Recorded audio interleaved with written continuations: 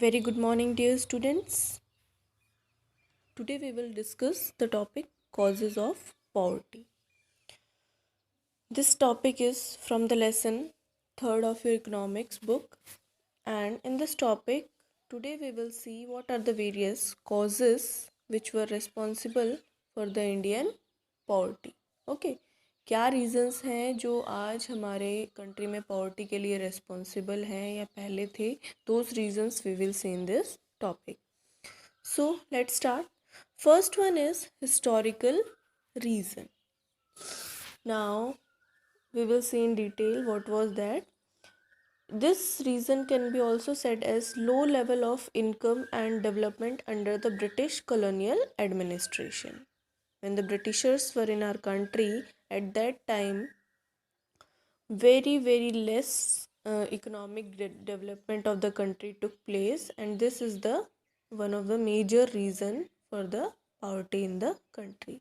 Like what British government did, the British government destroyed all the traditional handicrafts and discouraged the development of industries in India, like textile. In history you have studied in 8th class also that how the Indian textile market was affected by the Britishers' rules and policies. Okay, and when industries were stopped or deindustrialization period was there in India at that time, no jobs were there or very less jobs were there with the people, and this resulted in low level of income among the people.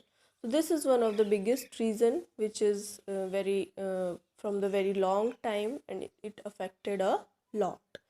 Second reason if we talk about is high rate of population. During that period, as one thing was there that there was deindustrialization, low income with the people, less job opportunities, and at the same time there was no measures for population control. Okay, the country's population was very large during that time, and it was increasing. So at that particular time there were two things which were considered as a failure for us. One was no promotion of economic growth, and second was no proper measures of population control. These things ultimately resulted in increasing poverty in the country. Third reason is after the Green Revolution. If we talk about, let's take the main point, gap between the number of jobs and the job seeker. Okay, now after the Green Revolution, after the 1916s, the many much improvement was done. Much improvement was done in agriculture and industrial sectors, in both public sector as well as private sector.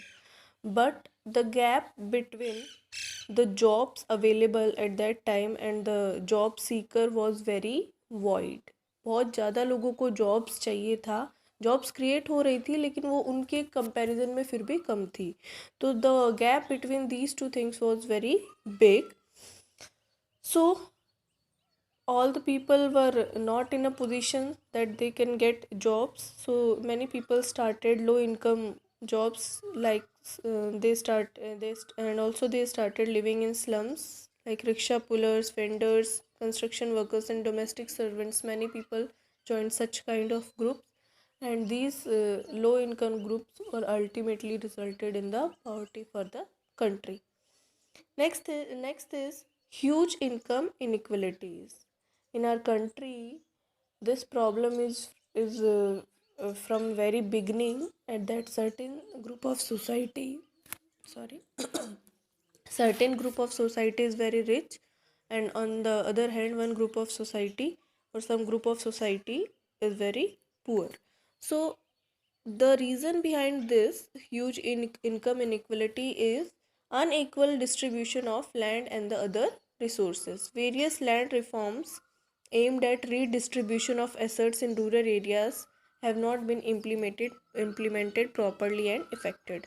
बहुत सारी policies भी आई government की कि फिर से redistribution होगा land का, resources का, बट उनको ठीक से इम्प्लीमेंट नहीं किया गया, एक्शन में नहीं लेकर आया गया. So this is one another reason responsible for poverty in India, huge income inequalities which is based on the unequal distribution of resources in the country. Next is socio-cultural and economic factors, which also played a big role in causing poverty in the country.